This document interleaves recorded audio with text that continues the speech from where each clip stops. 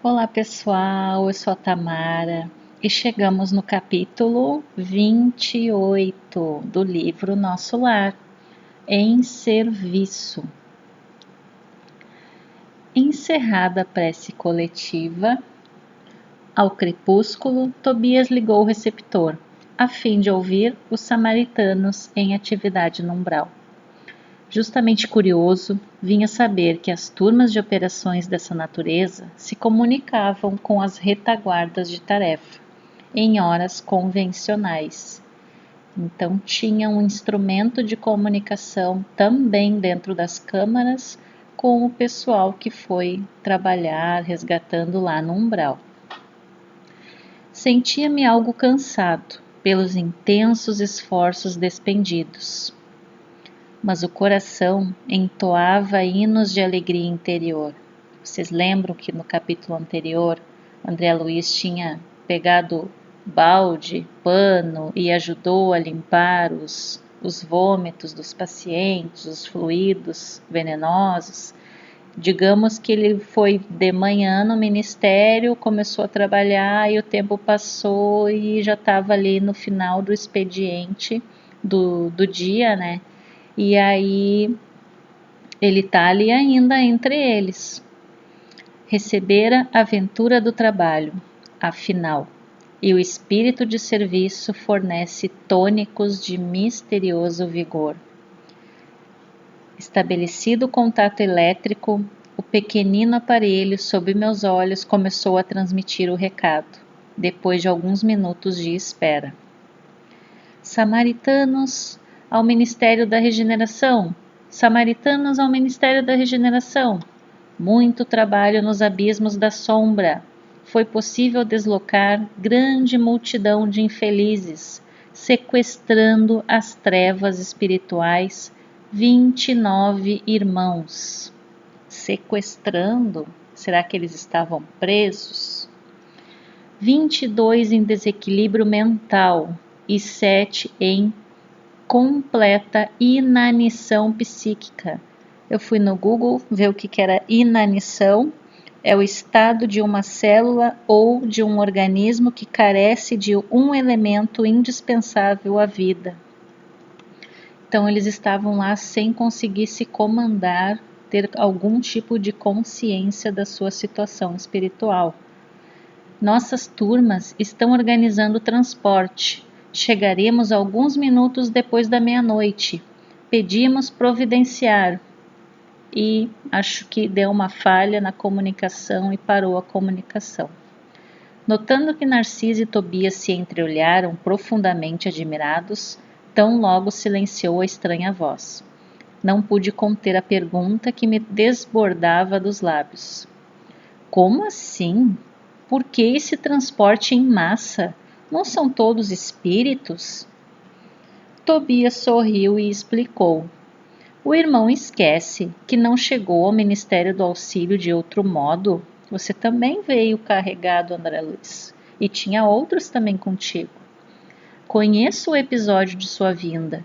É preciso recordar sempre que a natureza não dá saltos e que na Terra, ou nos círculos do umbral, estamos revestidos de fluidos pesadíssimos. Na Terra ou nos círculos do umbral. Vamos prestar atenção aqui, vamos refletir. Fluidos pesadíssimos. São aves e têm asas, tanto o avestruz como a andorinha. Entretanto, o primeiro apenas subirá às alturas se for transportado, enquanto o segundo corta célere as vastas regiões do céu. Ambos são aves, mas nem por isso as duas voam. E deixando perceber que o momento não comportava divagações, dirigiu-se a Narcisa ponderando. É muito grande a leva desta noite. Precisamos tomar providências imediatas. Serão necessários muitos leitos. Não se aflija. Alojaremos os perturbados no pavilhão 7 e os enfraquecidos na câmara 33. Em seguida, levou a destra à fronte como a ponderar algo muito sério e exclamou: resolveremos facilmente a questão da hospitalidade. O mesmo, porém, não se dará no concernente à assistência. Nossos auxiliares mais fortes foram requisitados para garantir os serviços da comunicação nas esferas da crosta, em vista das nuvens de treva que ora envolvem o mundo dos encarnados. Precisamos de pessoal de serviço noturno, porquanto os operários em função com os samaritanos chegarão extremamente fatigados. Ofereço-me com prazer, para o que possa aproveitar. Tobias endereçou-me um olhar de profunda simpatia mesclada de gratidão, fazendo-me experimentar cariciosa alegria íntima. Ele estava feliz por servir. Mas está resolvido a permanecer nas câmaras durante a noite? Outros não fazem o mesmo? Sinto-me disposto e forte. Preciso recuperar o tempo perdido. Abraçou-me o generoso amigo, acrescentando: pois bem, aceito confiante a colaboração. Narciso e os demais companheiros ficarão também de guarda. Além do mais, mandarei Venâncio e Salúcio, 2 irmãos de minha confiança. Não posso permanecer aqui, de plantão noturno, em vista de compromissos anteriores. No entanto, caso necessário, você ou algum dos nossos me comunicará qualquer ocorrência de maior gravidade. Traçarei o plano dos trabalhos, facilitando quanto possível a execução. E descortinou-se campo enorme de providências. Enquanto 5 servidores operavam em companhia de Narcisa, preparando roupa adequada e apetrechos de enfermagem, eu e Tobias movíamos pesado material no pavilhão 7 e na câmara 33. Não poderia explicar o que se passava comigo. Apesar da fadiga dos braços, experimentava júbilo inexcedível no coração. Na oficina, onde a maioria procura o trabalho, entendendo-lhe o sublime valor, servir constitui a alegria suprema.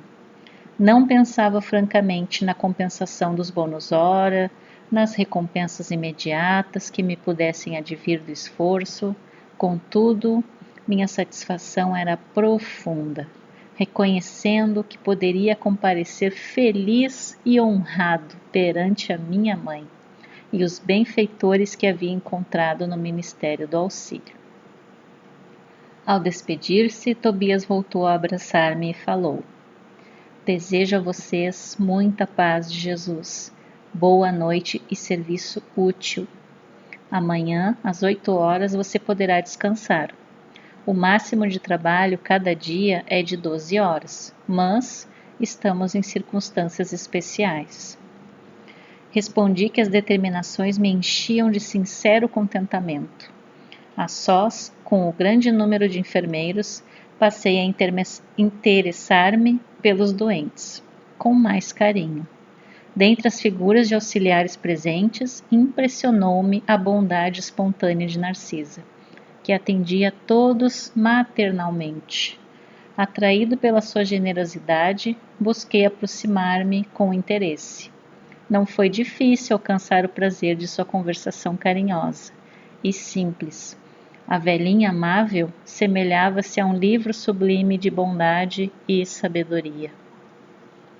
Enquanto ele estava ali auxiliando, ele estava observando os companheiros, em especial a Narcisa. Mas a irmã aqui trabalha há muito tempo? Sim. Permaneço nas câmaras de retificação em serviço ativo há 6 anos e alguns meses. Entretanto, ainda me faltam mais de 3 anos para realizar meus desejos. Ante a silenciosa indagação do meu olhar, falou Narcisa amavelmente: preciso de um endosso muito sério. O que quer dizer com isso? Preciso encontrar alguns espíritos amados na Terra para serviços de elevação em conjunto. Por muito tempo, em razão de meus desvios passados, roguei em vão a possibilidade necessária aos meus fins. Vivia perturbada, aflita, aconselharam-me, porém, recorrer à ministra veneranda. A nossa benfeitora da regeneração prometeu que endossaria os meus propósitos no Ministério do Auxílio, mas exigiu 10 anos consecutivos de trabalho aqui, para que eu possa corrigir certos desequilíbrios do sentimento. No primeiro instante, eu quis recusar, considerando demasiada essa exigência. Depois, reconheci que ela estava com a razão. Afinal, o conselho não visava a interesses dela, e sim ao meu próprio benefício. E ganhei muito aceitando-lhe o parecer. Sinto-me mais equilibrada e mais humana. E creio, viverei com dignidade espiritual minha futura experiência na Terra. Ia manifestar profunda admiração, mas um dos enfermeiros próximos gritou: Narcisa, Narcisa! Não me cabia reter, por mera curiosidade pessoal, aquela irmã dedicada, transformada em mãe espiritual dos sofredores. Se ela está dizendo que ela já está ali há uns 6 anos e alguns meses, e falta 3 anos, vamos imaginar, e hoje André Luiz, ao olhar para ela, conversar com ela, ele percebe uma pessoa carinhosa, uma mãe para os doentes. Será que ela era assim há 6 anos atrás, quando a ministra veneranda tinha sugerido para ela fazer esse trabalho? Vamos pensar, vai ficar de tema de casa. Será que ela já era assim? Ou ela era um pouquinho mais, ou ela era endurecida, um pouco fria, não sei, vamos pensar. E aí, com o trabalho, com os anos passando, os meses, ela foi se modificando, e aí, nesse momento em que ela está com o André Luiz, ela já é um pouco melhor, digamos assim, na questão dos sentimentos. Não sei, vamos pensar. Um beijo a todos, fiquem com Deus e até o próximo.